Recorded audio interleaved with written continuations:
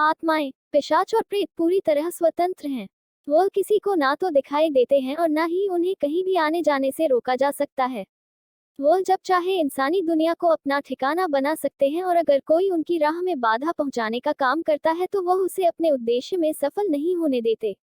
खंडहर हो चुकी इमारतों और श्रापित जगहों पर तो रूहों का कब्जा होता ही है, लेकिन इंसानी जीवन का अंतिम पड़ाव कहे जाने वाले कब्रिस्तान में इनका आना जाना कुछ ज्यादा होता है।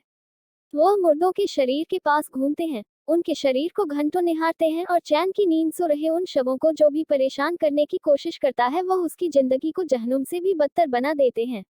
ऐसा ही एक स्थान है लंदन का एक कब्रिस्तान, जहां वैम्पायर अर्थात पिशाचों ने अपना डेरा जमाया हुआ है। लंदन स्थित हाईगेट कब्रिस्तान में स्थानीय लोगों ने हर रात पिशाचों को अपना डेरा जमाए देखा है। वह रात के समय खून की तलाश में इधर उधर घूमते हैं और अपनी राह में आने वाले हर इंसान को अपना भोजन बना लेते हैं। हाईगेट कब्रिस्तान के कई गेट हैं। ये वही स्थान है जहां दास कैपिटल के रचयिता कार्ल मार्क्स को दफन किया गया था।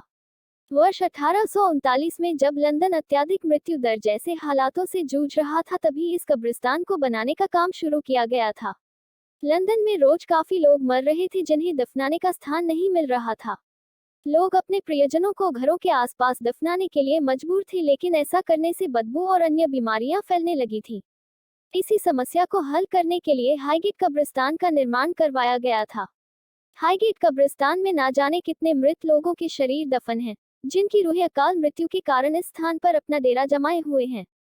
ऐसा नहीं है कि यहाँ आत्माओं और पिशाचों को किसी खास दिन ही देखा जाता है, बल्कि यहाँ तो हर रात एक खौफनाक खेल खेला जाता है जिसके गवाह कई बार स्थानीय लोग बन चुके हैं। लेकिन इस खेल को देखने के बाद उनके साथ कोई ना कोई हादसा भी जरूर होता है, जिसकी वजह से कभी वह इस बात का जिक्र नहीं कर पाए कि आखिर उन्होंने वहाँ ऐसा देखा क्या था। 1970 की बात है जब स्कूल में पढ़ने वाली दो छात्राओं ने ये दावा किया था कि उन्होंने कब्रिस्तान के किनारे पर वैम्पायर को देखा है।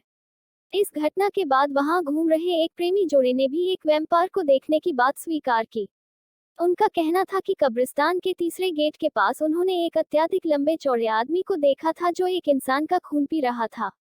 उसे देखकर उनके होश उड़ गए और वो भागने लगे। वो वैम्पायर धीरे धीरे उनके पास आने लगा, लेकिन किसी तरह वो अपनी जान बचाकर भागे। इस घटना के बाद कई अन्य लोगों ने भी वैम्पायर को घूमते फिरते देखा है, इसीलिए आज इस स्थान पर किसी शव को दफनाया नहीं जाता और ना ही इस स्थान पर कोई आता जाता है। एक ऐसे गांव के बारे में बताने जा रहे हैं जहां के लोग साए के डर में रात भर नहीं सो पाते हैं। शाम ढलते ही उस गांव के लोग अपने घरों के दरवाजे बंद कर लेते हैं और कुछ लोग उस गांव के मंदिर में अपनी सलामती के लिए प्रार्थना और भजन कीर्तन करने लग जाते हैं। उस गांव के लोगों को लगता है कि रात को रूहानी ताकतें उन्हें परेशान कर सकती है। ऐसा क्या है इस गांव का रहस्य और कौन इन्हें परेशान कर रहा है, आइए आपको विस्तार से बताएं।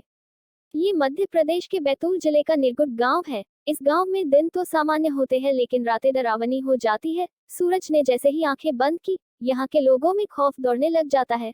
रात को बुरी आत्माएं लोगों में इस कदर भर जाती है कि दिन में उजाले में भी लोग इनकी बातें करके सहम जाते हैं। यहाँ के स्थानीय लोगों को उनके परिवार वाले रात को खेत पर जाने से मना करते हैं और रात को बिजली भी केवल 2 घंटे ही रहती है। घर के कोने में बैठकर लोग रात गुजारते हैं और रात भर भगवान से ये दुआ करते हैं कि खौफ का वो साया उनके आसपास भी ना भटके और ना ही कोई रूहानी ताकत उनके घर तक दस्तक दे।